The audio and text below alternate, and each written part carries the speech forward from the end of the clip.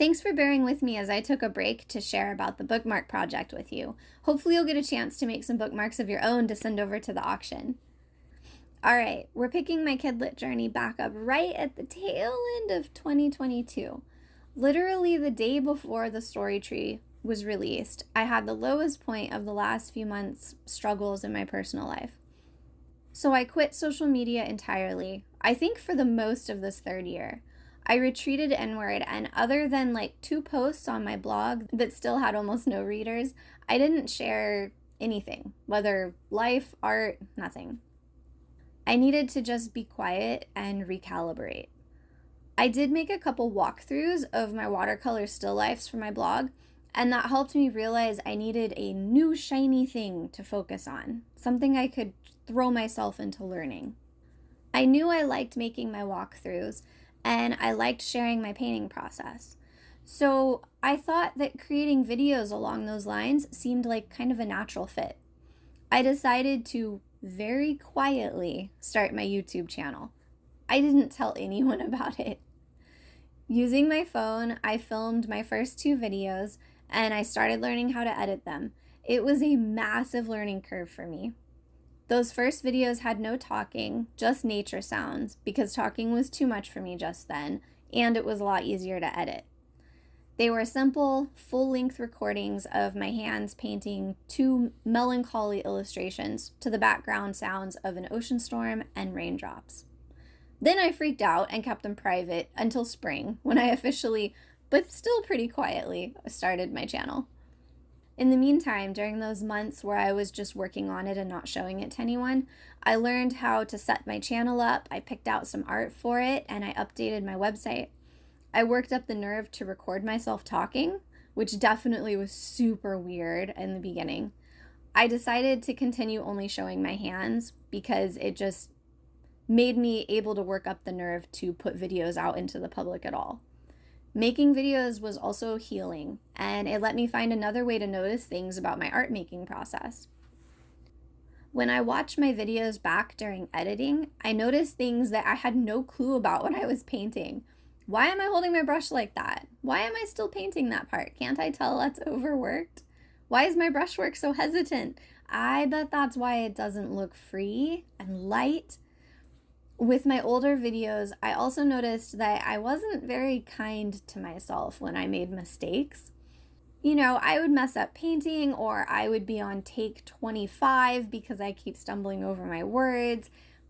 I forget that my battery is low and have to redo entire paintings because the camera died halfway through filming, and I don't notice till the end. You know, things like not life-altering mistakes, but just frustrating ones. But when it gets to the point where you don't want to edit videos when your family's home because you're embarrassed that they'll hear you sobbing and berating yourself on camera, that's a pretty good sign that some serious inner work needs to happen. So that was another unexpected but very helpful thing to come out of filming my process. And it helped me start along a healthier path for, my mental well-being. So I highly recommend filming yourself draw or paint or screen record your process if you work digitally, even if you've got no desire at all to post videos publicly. You don't have to share the footage with anyone, and it's amazing how much you'll see about your art making process when you watch it from the outside. Creating videos has turned out to be an interestingly unexpected way for me to be creative. And even though I'm still not very skilled at filming and editing, like they're definitely not shiny, you've noticed, all right? Making videos still has really helped me improve my creation process for my artwork. Though it does feel super weird, for me at least, to make art under a camera. It's gotten easier the more I've done it, but my mind still gets really confused sometimes. I make lots of silly mistakes that don't happen as much when I paint without a camera on. And when filming, sometimes I can't see very well while trying to paint on one side of the page within the frame, but then hold my head back out of the frame. So that's something that I'm kind of still getting used to, even after, a year and a half or whatever. I made a video about what I've learned in my first year of making videos, in case hearing more about my early experiences with that would be helpful. Plus, I'm painting one of my favorite pieces in it, my little bat mimic. The link to it is in the description for you. For education during this year, the absolute most helpful thing I've found in terms of learning and skill boosting is the School of Visual Storytelling, aka SVS Learn. They're not a sponsor or anything, but taking their courses has been amazing for my illustration journey. Here's a stack of my notes and homeworks, and this isn't even all of them.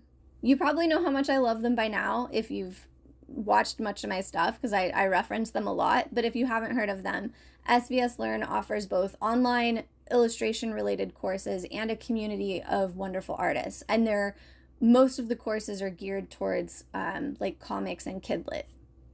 I cannot express enough how highly I recommend taking their courses. They're taught by longtime illustration pros, the base crew of which are also university illustration professors. I will share in the next part about the single SVS class that most boosted my skills and knowledge as an illustrator. But for this week, I want to focus on the regular classes because they've also been so incredibly helpful, especially at this point in my journey. I wouldn't have gotten nearly as much out of the big class that I took later if I hadn't taken so many of these smaller ones first. The link to their main course page is in the description. I don't have a subscription at the moment, but I will be getting one again as soon as I'm able to, because yes, many more classes that I want to take. Anyways, remember that non-writing funk that I fell in after that kind of tough critique? Well, I eventually pulled out of it for reals and wrote my own take on Little Red Riding Hood. And then after remembering the failed aspects of that first dummy and doing more research, I made my second dummy. It was the correct size for the book I'd intended, and this time I learned how to make tiny thumbnail sketches to get the basic compositions and values figured out before worrying about any details at all. This worked so much better than what I'd been doing before. I actually made a cover this time, though I didn't bring it to finished art. And because I'd been working so hard on my illustration skills, the art was way better than in my first one. Even though I knew I had a long way to go, it was really encouraging to see that my skills were actually improving. I updated my portfolio with new work again, including the 2 finished pieces from my new dummy, sent out a new round of publisher samples, and submitted red for that year's SCBWI Don Freeman Work in Progress grant. Whereas the year before, I had made art every day, like an entire finished piece almost every day, I instead this year was focusing on the quality of my work instead of the quantity. I'm really glad I did focus on the quantity the year before because it helped boost a lot of my basic skills pretty quickly. But I was just like pumping those illustrations out. But for my third year, I wanted to grow more specific skills for Kidlit, like how to tell a narrative, an actual story across multiple illustrations, and how to show emotion in my characters better. I made work for the SCBWI's Narrative Art Award and tried to start adding more narrative pieces to my portfolio. So I was purposefully making pieces that were sequences of like 2 or 3. And I took SVS classes on drawing basics to help fill in any holes I had in my mostly self-taught drawing knowledge. I also worked on my writing skills, joining in writing challenges, taking a month-long picture book workshop with my local SCBWI region, and studying books on craft. I think all that focus on learning to tell a story with words ended up helping me improve my storytelling skills with my illustrations too, which was really cool. 2023 was also the year that I started my monthly email newsletter, Letters from the Art Studio. You don't have to start a newsletter, at all, and it can be a big time commitment.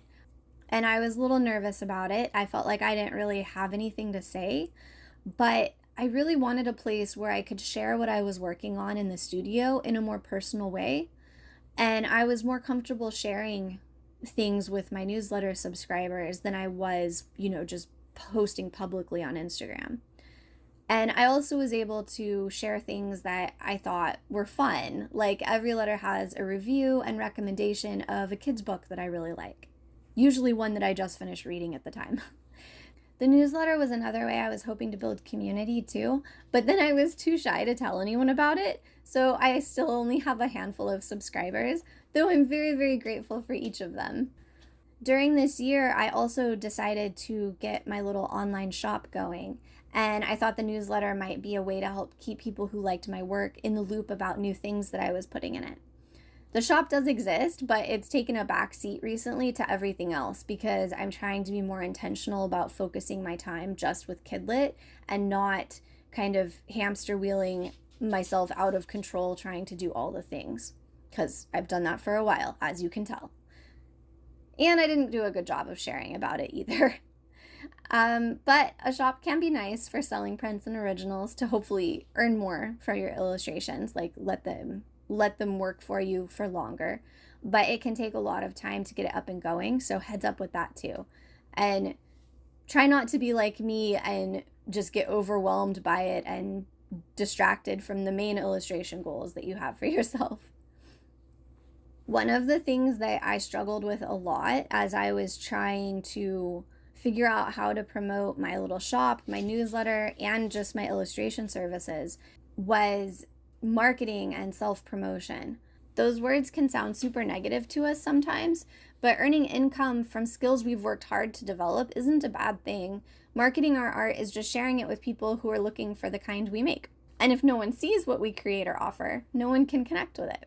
This idea is something I've only recently learned, and I want to share some resources with you so you don't waste as much time getting started with actually earning an income as I have. If, like me, you struggle with the entire idea of marketing, you might like Lauren Sapala's Firefly Magic, Heart-Powered Marketing for Highly Sensitive Writers. I found it to be inspiring and helpful. As the title says, it's for writers, but it resonates with me as a visual artist too. She's a coach for writers with sensitive, intuitive personalities, and I love her gentle, human connection-centered approach to marketing. And I'll recommend Kelsey Rodriguez again too. If you haven't heard of her, she's a wonderful artist who, aside from her art videos, shares ones on business and freelancing in particular for other artists. I highly recommend her channel. She also has a fantastic workshop called the Artist Business Blueprint that I took this last year. I think she's planning to have it be an annual thing, so I recommend looking into that when it comes around again if you're able to. It really helped me figure out about focusing my efforts and stopping spinning so much on my hamster wheel. Her recently released Creative Entrepreneurs Workbook has been incredibly helpful as well in showing me a different way to see talking about my work. And when I worked through it a couple months ago, it guided me through exercises that I've not seen anywhere else, that helped me break down why I do what I do and how it could connect with people. I think that if I had had these resources, and I think the workbook in particular, earlier in my journey, then I would have saved myself a lot of wasted time and effort.